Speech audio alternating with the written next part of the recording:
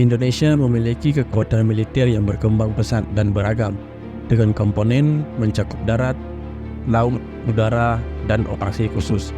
Sebagai negara kepulauan terbesar di dunia, Indonesia menghadapi tantangan geografis yang unik dalam mempertahankan wilayahnya, yang terdiri dari lebih dari 17.000 pulau.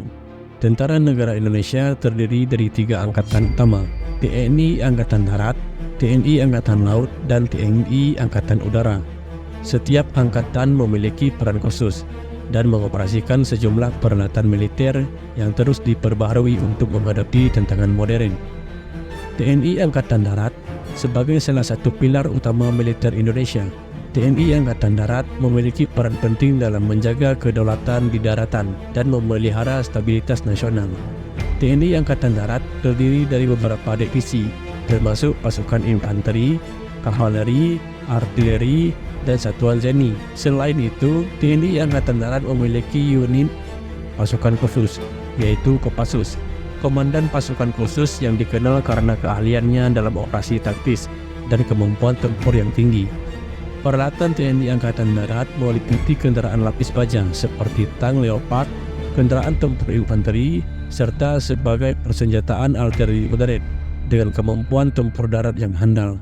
TNI Angkatan Darat berperan penting dalam menjaga stabilitas di perbatasan dan menangani ancaman darurat di dalam negeri. Selanjutnya, TNI Angkatan Laut.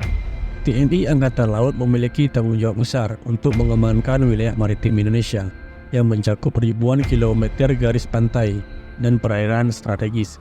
TNI Angkatan Laut terdiri dari beberapa armada dan kesatuan, seperti Korps Marinir dan kapal-kapal perang modern, termasuk fregat, korvet, kapal selam, serta kapal patroli cepat.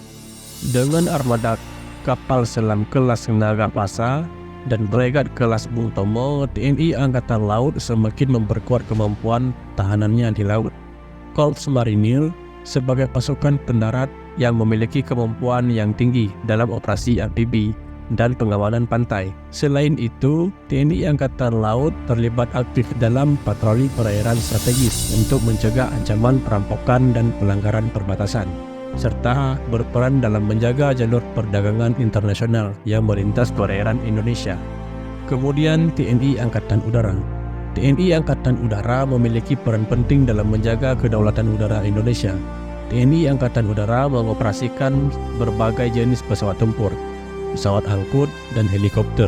Pesawat tempur utama TNI Angkatan Udara meliputi F-16, Falcon, Su-27, dan Su-30 Flanker, serta jet tempur ringan seperti T-501I, Golden Eagle. Selain itu, Indonesia sedang berusaha memperkuat kekuatan udaranya dengan rencana akuisisi pesawat jet tempur generasi baru seperti Dassault Rafale dan kemungkinan pesawat tempur multiperan F-15EX. TNI Angkatan Udara juga memiliki satuan radar dan rudal anti udara untuk mendeteksi dan menangkal ancaman dari luar. Dengan jaringan radar yang canggih dan latihan berkala, TNI Angkatan Udara mampu menjaga wilayah udara Indonesia dari ancaman asing. Selanjutnya, operasi khusus. Indonesia memiliki beberapa unit pasukan khusus yang didedikasikan untuk operasi taktis dan tugas-tugas khusus. Kopassus dari TNI Angkatan Darat, Detasemen Jala Mangkara, Denjaka dari Angkatan Laut, dan Satuan Bravo 90 Bravo 90 dari Angkatan Udara merupakan unit elit yang memiliki pelatihan intensif yang mampu menangani situasi yang memerlukan kemampuan khusus seperti penyelamatan sandera, kontrateroris, dan intelijen taktis. Unit-unit ini sering berkolaborasi dalam latihan gabungan baik di dalam maupun di luar negeri untuk meningkatkan kemampuan, keterampilan, dan kesiapan operasional mereka. Indonesia terus berupaya meningkatkan kapabilitas militernya melalui program modernisasi dan akuisisi persenjataan baru. Program ini mencakup pengadaan alutsista dan kerjasama militer dengan berbagai negara, termasuk Amerika Serikat, Rusia, Prancis, dan negara-negara ASEAN. Indonesia juga aktif dalam kerjasama multilateral untuk mengamankan kawasan Asia Tenggara, baik melalui latihan militer baik melalui latihan militer bersama maupun melalui keanggotaan di organisasi seperti ASEAN Defense dan Forum Regional ASEAN. Meskipun memiliki kekuatan militer yang signifikan, Indonesia menghadapi tantangan dalam mengelola wilayah yang luas dan beragam. Ancaman dari perampokan, konflik perbatasan, dan ketegangan di Laut Cina Selatan adalah beberapa isu utama yang mempengaruhi strategi militer Indonesia. Pemerintah Indonesia berkomitmen untuk terus memperkuat militer demi menjaga stabilitas dan kedaulatan negara.